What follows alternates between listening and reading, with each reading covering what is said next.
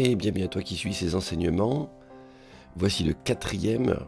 Alors je t'encourage, cahier, stylo, papier, juste pour noter de manière à ce que ce soit tes notes à toi, personnelles.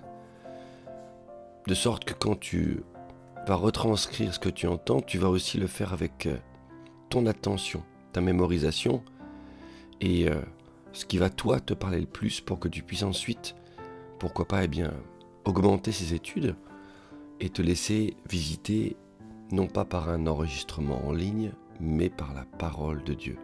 C'est ça qui compte le plus, la parole de Dieu. Alors aujourd'hui, ce matin, si tu écoutes le matin ou le soir, je ne sais, la thématique est la traversée de la délivrance, ou encore la traversée, la pleine délivrance, pleinement délivrée. C'est ici que la libération, en fait, au moment où, alors on se trouve à cet endroit-là, Exode 14, versets 16 et suite, au moment où le peuple de Dieu va traverser la mer Rouge, traverser cet obstacle qui était infranchissable. La colonne de feu les tient à cet endroit-là, à la fois elle les protège des ennemis, mais devant, c'est obstrué, devant, c'est fermé, devant, en tout cas pour eux, ils peuvent dire, mais il est impossible aux hommes de passer cela. Dans cette situation, il est impossible aux hommes d'être sauvés. La situation déjà nous rappelle un contexte dans lequel Jésus même a parlé, qui remet en place le cadre du salut. On est en Luc 18, verset 25, et il dira, après avoir parlé de l'homme riche, « Car il est plus facile à un chameau de passer par le trou d'une aiguille, ce qui déjà semble compliqué, qu'à un riche d'entrer dans le royaume de Dieu. » Alors, les disciples sont là, et les disciples sur le coup sont un peu comme le peuple, devant une impossibilité. Parce qu'ils disent, ceux qui l'écoutaient dire, en tout cas ceux qui sont autour de Jésus, ils disent, et qui peut être sauvé alors ? Peut-être exactement ce que le peuple ici se demandait, mais comment on va être sauvé de cela ?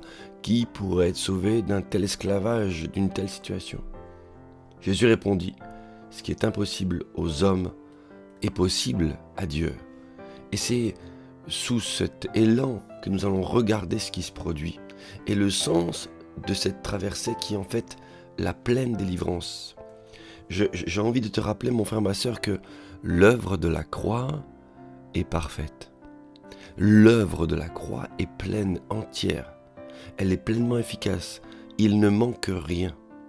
Quand Jésus s'est permis de dire « tout est accompli », c'est réellement que tout était accompli. Et il n'y a aucune faille. C'est pas comme s'il y avait un aspect résiduel dont l'adversaire pourrait se servir aujourd'hui et qui ferait de toi une exception à la délivrance, à la pleine liberté. Non, tu fais partie de ceux qui peuvent dire que tu marches dans la liberté des enfants de Dieu. Tu peux le dire parce que l'œuvre de la croix est complète. Quand on prend cette thématique, la liberté des enfants de Dieu, on parle de Romains 8, versets 20 et suite. Et là aussi on parle d'assujettissement et de libération. Romains 8, verset 20, « Car la création était soumise à la vanité, non de son gré, mais à cause de celui qui l'a soumise, avec l'espérance, c'est la création qui espère, qu'elle aussi sera affranchie de la servitude, ça veut dire que toi tu l'es déjà, tu es affranchi de la servitude, de la corruption. La corruption n'a plus part sur toi, pour avoir part à quoi ? À la liberté, de la gloire, des enfants de Dieu. Il s'agit ici d'une action pleine et entière. Lisons le passage d'Exode, parce que nous sommes dans l'Exode, nous parlons de la Pâque, et nous parlons de cette traversée qui, lors de la Pâque, de l'Exode, tout du moins, de la sortie d'Égypte, a été pour eux le moment de la pleine délivrance. Exode 14, verset 16. Toi, lève ta verge et tends ta main sur la mer. Tu vois un peu où Moïse se trouve à ce moment-là, ainsi que le peuple. Et fends-la, et les enfants d'Israël entreront au milieu de la mer à sec. Et moi, je vais endurcir le cœur des Égyptiens, pour qu'ils entrent après eux, et Pharaon et toute son armée. Ses chars et ses cavaliers feront éclater ma gloire. Je veux bien que tu retiennes cette phrase. Ses chars et ses cavaliers feront éclater ma gloire. Et les Égyptiens sauront que je suis l'Éternel quand Pharaon et ses chars et ses cavaliers auront fait éclater ma gloire. C'est-à-dire que c'est la défaite de l'ennemi. Ce n'est pas seulement le fait que Dieu te sauve in extremis. Imagine, Dieu est là, il te sauve d'une situation in extremis et l'ennemi reste présent, tapis quelque part, gardant en tout cas toute son autorité sur toi et sa capacité d'assujettissement. Non, Dieu ne s'est pas arrêté à cela. Dieu t'a délivré de l'esclavage et il a fait éclater sa gloire en brisant l'ennemi. Et il est dit, les enfants d'Israël entrèrent au milieu de la mer à sec et les eaux, là je te lis verset 22, et les eaux formaient comme une muraille à leur droite et à leur gauche. Les Égyptiens les poursuivirent et tous les chevaux de Pharaon, ses chars, ses cavaliers entrèrent après eux au milieu de la mer. À la veille du matin, l'Éternel, de la colonne de feu et de nuée, regarda le camp des Égyptiens et le mit en désordre, ce camp. Il ôta les roues, écoute bien, c'est l'Éternel qui le fait, il ôta les roues de leurs chars et en rendit la marche difficile. Les Égyptiens se dirent alors, fuyons devant l'Éternel, car l'Éternel combat pour lui, ce peuple-là, contre les Égyptiens. L'Éternel dit à Moïse, étends ta main sur la mer et les eaux reviendront sur les Égyptiens, sur leurs chars et sur leurs cavaliers. Moïse étendit sa main sur la mer, et vers le matin, la mer reprit son impétuosité, et les Égyptiens s'enfuirent à son approche, mais l'Éternel précipita les Égyptiens au milieu de la mer. Et c'est ainsi que l'ennemi a fait éclater la gloire de Dieu. Dieu n'a pas une demi-victoire, Dieu a une victoire éclatante, une gloire éclatante. Le passage, ici, en entrant dans l'eau, en fait, le peuple meurt à l'esclavage égyptien. C'est terminé, c'est définitif. Cette eau représente le salut, la nouvelle naissance, le baptême d'eau. Ces éléments de fond qui font que oui, le baptême d'eau est l'image visible de ta nouvelle naissance qui est invisible au premier abord. Et il est dit clairement, cette histoire nous raconte clairement qu'à partir de ce moment-là, le peuple a été pleinement délivré de l'esclavage égyptien. En sortant sur l'autre rive, il est là, il passe l'eau, il arrive sur l'autre rive, il naît à une vie nouvelle. L'armée de Pharaon est l'image du péché et de l'ennemi, celui qui te tient en esclavage, celui qui te tient en ses griffes, celui qui a une oppression sur ta vie. Mais laisse-moi te dire, et j'ouvre cette parenthèse tout de suite dans l'enseignement, toi qui écoutes, même si tu es né de nouveau, peut-être as-tu réouvert quelques portes, mais il n'empêche que ces quelques portes ne redonnent pas pleinement autorité à l'adversaire. Il profite de ces quelques portes pour essayer de t'atteindre et en même temps te mentir, en même temps amplifier son autorité sur toi. Mais laisse-moi te dire qu'il n'a pas de nouveau pleinement autorité. L'œuvre de la croix reste possible dans ta vie. Il suffit que tu te mettes à genoux devant Dieu, que tu discernes ce qui concerne cette porte que tu aurais ouverte et que tu lui demandes pardon. Et l'œuvre de la croix reprendra pleinement sa place. L'adversaire ne peut pas faire une œuvre qui lui permette complètement de reprendre sur toi l'autorité qu'il avait avant, parce que le sang de Jésus reste efficace. Le sang de Jésus reste valable.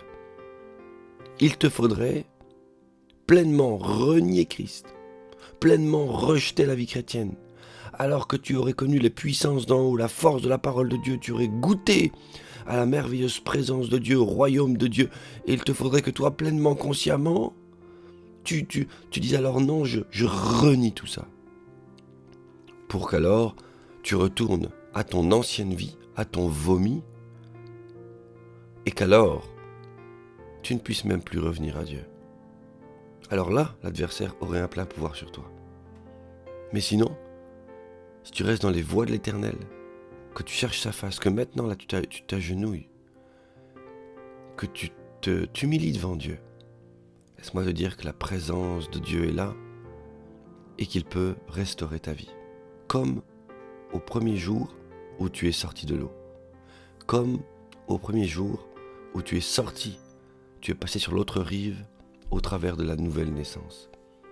L'autorité, l'ennemi, est englouti. Il n'a plus de pouvoir sur celui qui est né de nouveau. Et c'est toi. Romains 6, verset 3 nous dit, Romains 6, verset 3, « Ignorez-vous que nous tous qui avons été baptisés en Jésus-Christ, c'est en sa mort que nous avons été baptisés, en sa mort. » L'eau ici représente la mort à l'esclavage. L'eau ici représente l'eau du baptême, la mort au tombeau.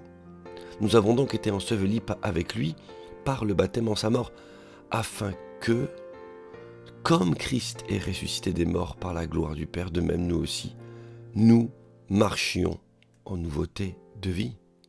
Pas nous aussi nous ressusciterons plus tard. La Bible dit que tu es déjà ressuscité. Et la Bible t'appelle à marcher maintenant, dès aujourd'hui, en nouveauté de vie.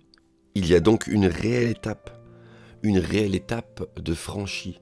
Cette étape nous rappelle 2 Corinthiens 5, versets 16 et 17, bien sûr. Bien sûr que tu connais par cœur 2 Corinthiens 5, 16, 17 et suite. Ainsi, dès maintenant, nous ne connaissons personne selon la chair, c'est fini. Nous ne connaissons plus personne selon la chair. Et si nous avons connu Christ selon la chair, c'est les disciples qui parlent, puis Paul qui rappelle cela. Maintenant, nous ne le connaissons plus de cette manière. Tu n'es plus seulement du domaine de la chair, mais tu es du domaine aussi de l'esprit. Si quelqu'un est en Christ, verset 17, il est une nouvelle créature. Les choses anciennes sont passées. Voici, toutes choses sont devenues nouvelles. C'est l'image de l'autre rive. Et tout cela vient de Dieu qui nous a réconciliés avec lui par Christ et qui nous a donné le ministère de la réconciliation. Ne tarde pas, mon frère, ma soeur, à comprendre cela. Il te reste à toi à entrer dans cette réalité. C'est la vraie délivrance qui est devant toi. La vraie délivrance. Moïse, le concernant, pourra dire c'est seulement une fois traversé que le peuple hébreu, oui, fut pleinement libéré de l'esclavage, de l'oppression de l'Égypte. Et nous, c'est seulement une fois passé par la croix, c'est-à-dire une fois nés de nouveau, que nous sommes entrés dans quoi ? Dans le royaume de Dieu, c'est-à-dire passés de l'autre côté du rivage, sur le nouveau rivage, sur l'autre berge, et pleinement délivrés du péché, de l'esclavage du péché. On lit en Jean 3, verset 5. Jean 3, verset 5.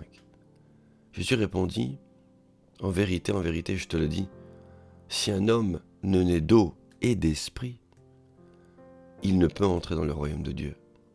Ce qui est né de la chair est chair, ça veut dire reste chair, c'est tout, ça s'arrête là. Mais ce qui est né de l'esprit est esprit. Une autre version dira, il n'y a que la vie spirituelle qui puisse transmettre la vie spirituelle. Il a fait éclater sa gloire, il a brisé l'ennemi. Il y a non seulement la délivrance, le peuple hébreu n'est plus atteignable à ce moment-là, mais il a brisé l'ennemi une fois pour toutes, en tout cas les Égyptiens. Colossiens 2, verset 13. Vous qui étiez morts, Colossiens 2, verset 13. Vous qui étiez morts par vos offenses et par l'inconcision de votre chair. Il vous a rendu à la vie. Mort, ici, veut bien dire séparé de Dieu. Pécheur, séparé de Dieu. Peuple non élu, si je puis dire. Peuple non choisi. Vous étiez comme ça, loin de Dieu. Il vous a rendu à la vie avec lui, en nous faisant grâce pour toutes nos offenses. Il a fait grâce, mais il a fait aussi l'autre partie. Il a sauvé, il a fait traverser l'eau, mais il a fait l'autre partie. Il a effacé l'acte dont les ordonnances nous condamnaient et qui subsistait contre nous. Et il l'a détruit en le clouant à la croix. Il a dépouillé les dominations et les autorités. Et il les a livrées publiquement en spectacle en triomphant d'elles par la croix. Je veux te dire que c'est une réalité. Il a dépouillé les dominations et les forces spirituelles. Et déjà, laisse-moi te dire, qu'au moment où Dieu libérait les Hébreux de l'esclavage de l'Égypte, c'était une guerre spirituelle. Une guerre spirituelle. En effet, certains enseignants nous montrent que chacune des plaies était en fait un jugement contre un des dieux égyptiens. On pourrait dire par exemple que le Nil changé en sang, c'est jugement contre Hapi, H-A, accent circonflexe, P-Y. Il y a une signification, le Nil était la source de vie, de confort et d'économie de l'Égypte. Les grenouilles, jugement contre, alors je vais le dire mal, mais Eket peut-être, H-E-Q-E-T. Les moustiques, jugement contre Geb. Les mouches, jugement contre Ké, s'il y a un H, Képri. Le reste du bétail, jugement contre Hathor et Hapi aussi. Les ulcères et le furon, jugement contre Imhotep. La grêle et le feu, jugement contre Nout. Les sauterelles, jugement contre Seth. Les ténèbres épaisses, jugement contre Ra, etc., etc. Et c'est-à-dire que au moment où il y avait les plaies, déjà, Dieu était en train de livrer une bataille spirituelle contre les dieux égyptiens. Éphésiens 6, verset 11, te place en position d'autorité contre les autorités spirituelles qui ont été déjà vaincues à la croix. Éphésiens 6, verset 11, revêtez-vous donc de toutes les armes de Dieu, afin de pouvoir tenir ferme contre les ruses du diable. Car nous n'avons pas à lutter contre la chair et le sang, mais contre les dominations, contre les autorités, contre les princes de ce monde de ténèbres, contre les esprits méchants dans les lieux célestes. Il n'est pas ici dit que tu as à les vaincre, parce qu'en fait le Jésus qui est en toi les a déjà vaincus à la croix. Toi, tu as à lutter contre elle jusqu'à ta victoire à toi. Mais il y a en toi celui qui les a déjà vaincus. Le péché sur ta vie a déjà été vaincu parce que tu es pleinement délivré. Délivré. Je veux lire aussi 1 Corinthiens 10, versets 1 et suite. 1 Corinthiens 10, versets 1 et suite qui reprend clairement la typologie de la traversée de l'eau. Cette typologie est validée dans la parole de Dieu. Par cette parole, 1 Corinthiens 10, versets 1 et suite, frères, je ne veux pas que vous ignoriez que nos pères ont été sous la nuée, qu'ils ont tous passé à travers de la mer, qu'ils ont tous été baptisés en Moïse, dans la nuée et dans la mer, qu'ils ont tous mangé le même aliment spirituel et qu'ils ont tous bu le même breuvage spirituel, car ils buvaient à un rocher spirituel qui les suivait, et ce rocher était Christ. Le Christ que tu connais maintenant était déjà à l'œuvre avec le peuple hébreu. Le Saint-Esprit que tu connais maintenant était déjà à l'œuvre avec le peuple hébreu. Le Dieu que tu connais maintenant était déjà à l'œuvre avec le peuple hébreu. Ici, la traversée de l'eau est réellement cette image qui représente ta pleine délivrance, ton salut. Et en parlant de salut, je vais encore lire cette référence pour que tu comprennes bien que tu es pleinement sauvé, pas seulement sauvé des péchés, mais sauvé, libéré, neuf. Tu es une nouvelle créature. 1 Pierre 3, verset 20.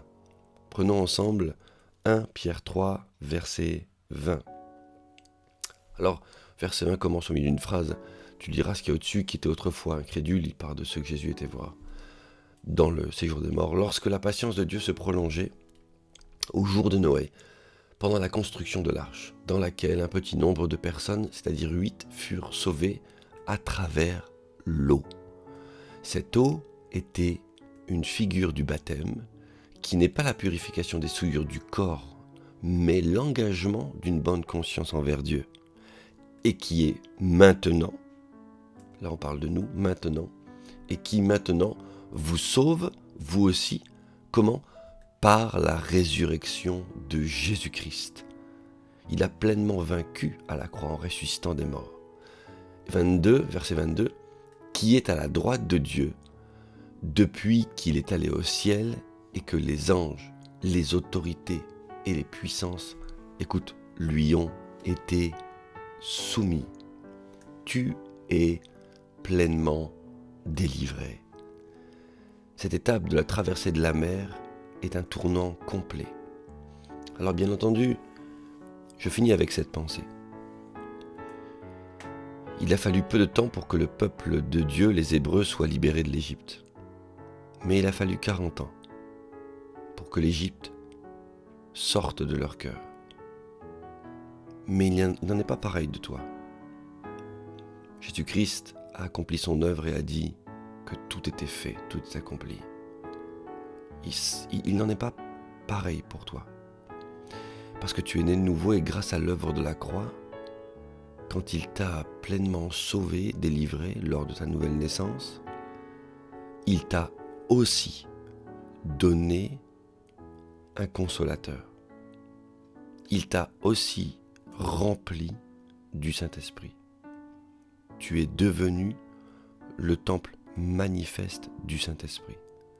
C'est-à-dire qu'alors que le peuple de Dieu avait cette problématique de non-vision, sans vision mon peuple périt, il ne sait pas où il va, et il pêche encore, et il pêche encore. Eh bien toi, moi, nous avions besoin d'un roi, d'un chef, d'un guide. Et ce guide, c'est le Saint-Esprit. Et alors que le peuple lui avait été pleinement délivré des Égyptiens, par la suite nous savons qu'il a régulièrement, de nouveau, tissé des liens avec d'autres dieux. Donc retourné à son ancienne vie. Mais il n'en est pas pareil de toi.